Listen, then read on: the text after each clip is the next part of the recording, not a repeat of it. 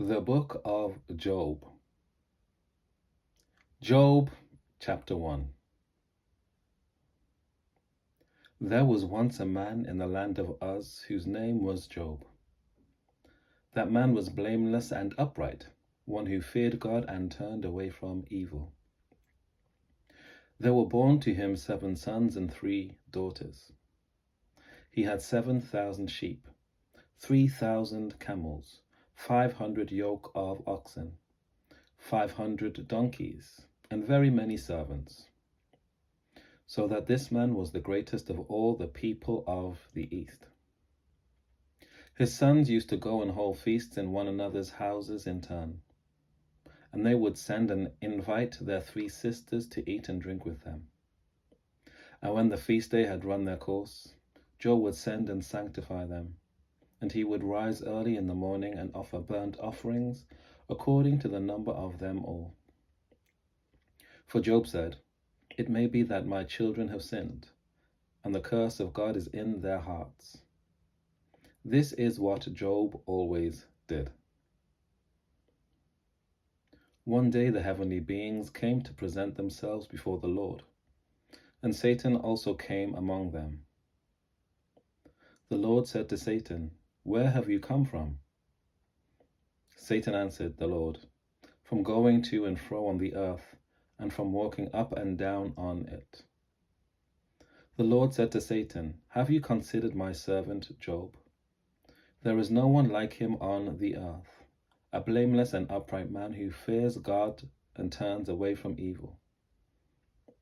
Then Satan answered the Lord, "Does Job fear God for nothing? Have you not put a fence around him and his house, and all that he has on every side? You have blessed the work of his hands, and his possessions have increased in the land. But stretch out your hand now and touch all that he has, and he will curse you to your face." The Lord said to Satan, "Very well, all that he has is in your power. Only do not stretch out your hand against him." So Satan went out from the presence of the Lord.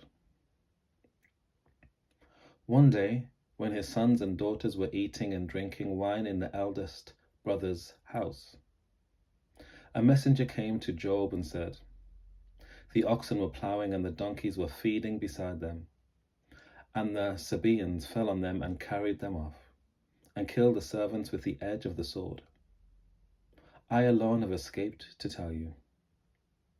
While he was still speaking, another came and said, "The fire of God fell from heaven and burned up the sheep and the servants and consumed them. I alone have escaped to tell you." While he was still speaking, another came and said, "The Chaldeans formed 3 columns, made a raid on the camels and carried them off, and killed the servants with the edge of the sword. I alone have escaped to tell you." While he was still speaking, another came and said, "Your sons and daughters were eating and drinking wine in their eldest brother's house. And suddenly a great wind came across the desert, struck the 4 corners of the house, and it fell on the young people, and they are dead. I alone have escaped to tell you." Then Job arose, tore his robe, shaved his head, and fell on the ground and worshipped. He said, "Naked I came from my mother's womb, and naked I shall return there. The Lord gave, and the Lord has taken away. Blessed be the name of the Lord." In all this, Job did not sin or charge God with wrongdoing.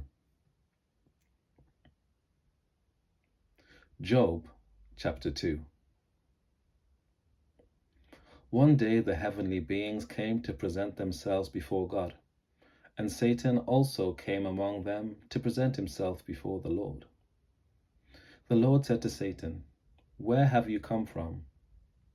Satan answered the Lord, "From going to and fro on the earth, and from walking up and down on it." The Lord said to Satan, "Have you considered my servant Job? There was no one like him on the earth, a blameless and upright man who fears God and turns away from evil. he still persists in his integrity, although you incited me against him to destroy him for no reason. Then Satan answered the Lord, "Skin for skin. All that people have they will give to save their lives. But stretch out your hand now and touch his bone and his flesh, and he will curse you to your face." The Lord said to Satan, "Very well, he is in your power. Only spare his life." So Satan went out from the presence of the Lord and inflicted loathsome sores on Job from the sole of his foot to the crown of his head. Job took a potsherd with which to scrape himself and sat among the ashes.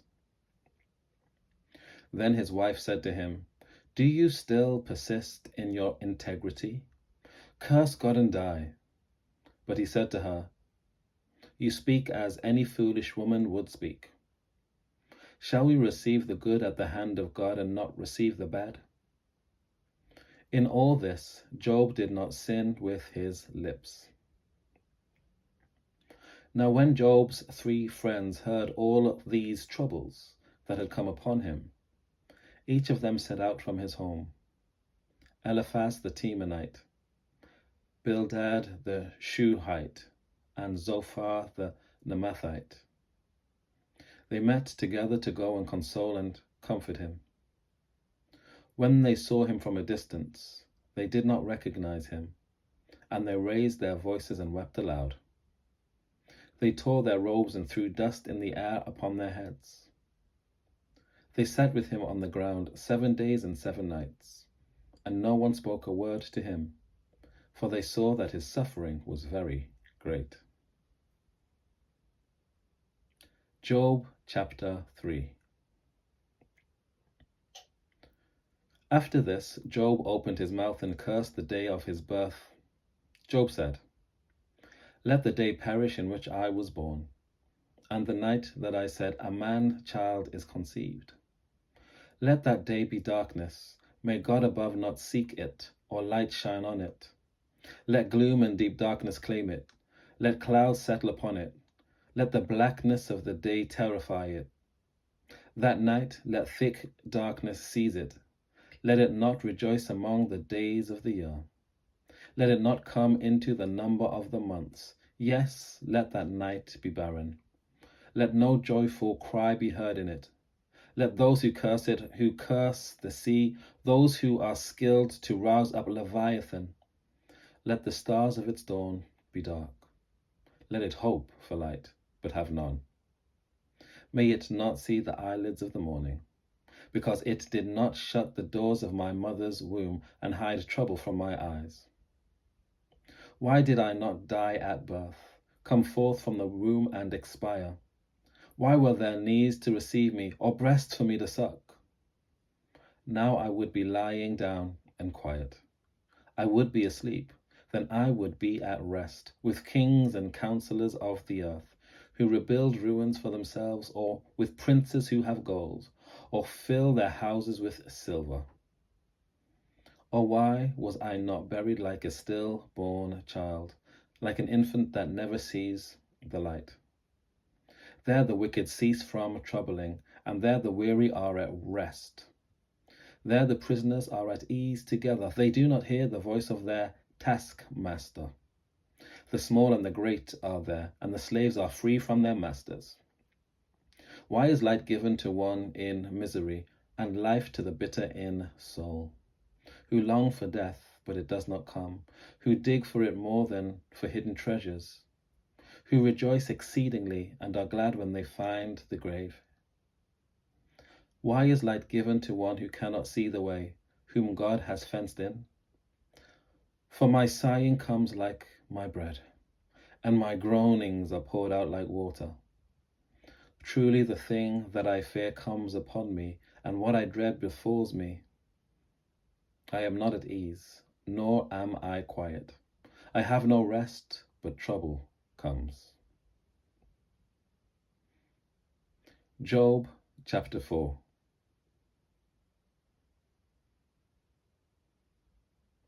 Then Eliphaz the Temanite answered, If one ventures with a word with you, will you be offended? But who can keep from speaking? See, you have instructed many, you have strengthened the weak hands. Your words have supported those who were stumbling, and you have made firm the feeble knees. But now it has come to you, and you are impatient. It touches you, and you are dismayed. Is not your fear of God your confidence, and the integrity of your ways your hope? Think now, who that was innocent ever perished, or where were the upright cut off? As I have seen, those who plough iniquity and sow trouble reap the same. By the breath of God they perish, and by the blast of his anger they are consumed. The roar of the lion, the voice of the fierce lion, and the teeth of the young lions are broken. The strong lion perishes for lack of prey, and the whelps of the lioness are scattered. Now a word came stealing to me, my ear received the whisper of it. Amid the thoughts from visions of the night, when deep sleep falls on mortals, dread came upon me, and trembling which made all my bones shake. A spirit glided past my face, the hair of my flesh bristled. It stood still, but I could not discern its appearance. A form was before my eyes. There was silence. Then I heard a voice. Can mortals be righteous before God? Can human beings be pure before their Maker? Even in his servants he puts no trust, and his angels he charges with error. How much more those who live in houses of clay, whose foundation is in the dust, who are crushed like a moth. Between morning and evening they are destroyed. They perish forever without any regarding it. Their tent cord is plucked up from within them, and they die devoid of wisdom. Take care. God bless. I'll see you next time.